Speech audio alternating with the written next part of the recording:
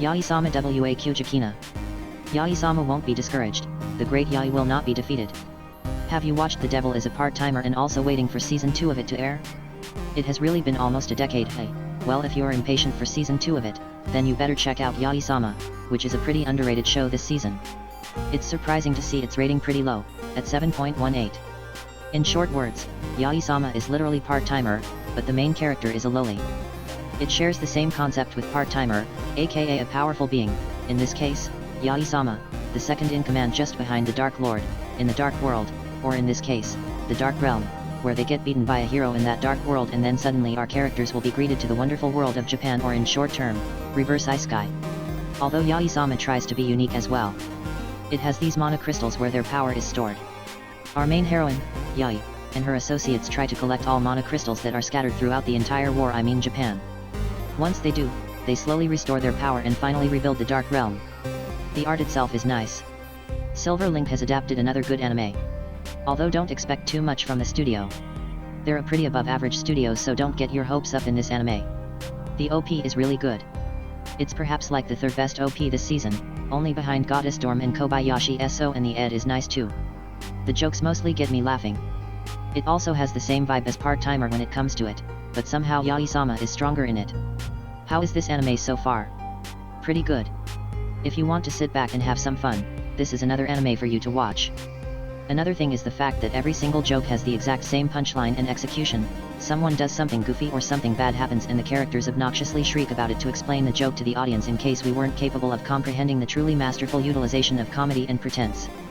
I know this is, apparently, a staple of Japanese humor, but they repeat this joke format like 15 times in a single episode. If they added a laugh track, it would still manage to be less subtle, repetitive and unimaginative. Episodes feel the same and jokes get old quickly. The story has no depth and characters are simple archetypes that sadly don't have much originality to offer. Animation itself is just fine, nothing out of ordinary as expected for this type of show. Not much to say about sound either. OP song is catchy, although I would put the ed song in the for hyperactive kids category. Other than watching the overused trope of looks like a child but it's actually a hundreds-years old demon with bondage-like clothes and having her pants fall whenever she shrinks, I don't see what else can a show like this offer to justify a 20 episodes run. Hopefully it will get better in the future, but I won't be the one spending time to find out. The Great Jahy-sama Will Not Be Defeated is a very basic Ayashiki, feel-good anime with concepts that will certainly appeal to the slice of life crowd. It has all the basic requirements for it and it just does it well. This is pretty much why this is a benchmark anime. The good Ayashiki anime where any other Ayashiki anime below this is bad and above this is great.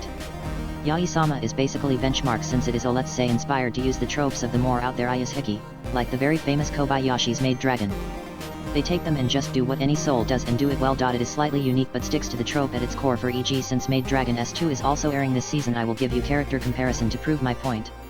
Oni-san, who helps you feel good when you are down, and Lude her when not. Residential owner, Loco, check. A person who you keep bickering with but are very close to deep down. Landlord, Elma, check. Loli. And she ain't Lude on as well. Yaoi Chibi, Kana, check. Quirky joke-setting character, in this one it's a masochist. M-mates are pretty popular, in Maid Dragon at Sundara. Druj, Fafner, check. And that should be enough to point it out, IG. And that is why I think this is just the most 7/10 slice of life you will ever see, and that means it's a good watch. Hence everyone who has the time must watch it.